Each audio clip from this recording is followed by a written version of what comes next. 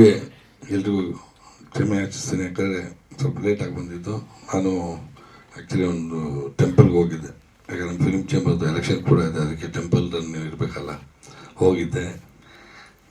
So ಹಂಗಾಗಿ late ಆಯಿತು, ಕ್ಷಮೆ ಇರಲಿ. ಈಗ ನಮ್ಮ ದೇಶಿ ವೆಂಕಟೇಶ್ ಹೇಳ್ತಾಯಿದ್ರು ನಮ್ಮ ವೆಂಕಟ ಆರ್ಯನ ಬಗ್ಗೆ. ಯಾಕಂದರೆ ಇಂತಿ ನಮ್ಮ ಬೈರ ಅನ್ನೋ ಪಿಕ್ಚರು ಸಾಕಷ್ಟು, ಯಾಕಂದರೆ ನಮ್ಮ ಕನಕ್ಪುರ ಹುಡುಗನೇ ನಮ್ಮ ಗೌಡ.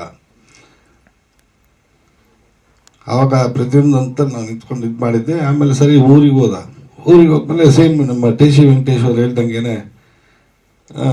ಈ ಥರ ಮೈ ನೇಮ್ ಇಸ್ ಕೇಳಿ ಅಂತೇಳಿ ಆಲ್ರೆಡಿ ಸೇಮ್ ತಗೊಂಬಂದು ಕೊಟ್ಟ ಟಿ ಸಿ.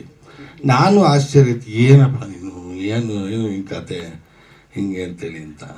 ಸರ್ ಮಾಡಿಬಿಟ್ಟಿದ್ದೀನಿ, ಚೆನ್ನಾಗಿ ಮಾಡಿದ್ದೀನಿ, ಹಂಗೆ ಹಿಂಗೆ. ಬಟ್ ನನ್ನ ಬಗ್ಗೆ ಒಂದು ಕಾನ್ಫಿಡೆನ್ಸ್ ಇದೆ. ಅವನು ಸಖತ್ ಕಾನ್ಫಿಡೆನ್ಷಿಯಲ್ ಹುಡುಗ, ಅವನು ತುಂಬಾ. ಆಮೇಲೆ ಅವನ ಮಾತಲ್ಲಿ ಒಂದು ಇದಿದೆ ಮಾತ್ರ. ಬಟ್ ಭಾಳ ಖುಷಿ ಆಯಿತು.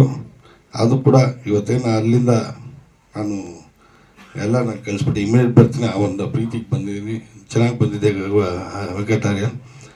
ಆಮೇಲೆ ಸರ್ ಡೈರೆಕ್ಟ್ರೆ ಚೆನ್ನಾಗಿ ಮಾಡಿದ್ರಿ, ಭಾಳ ಖುಷಿ ಆಗುತ್ತೆ. All the best. Thank you sir.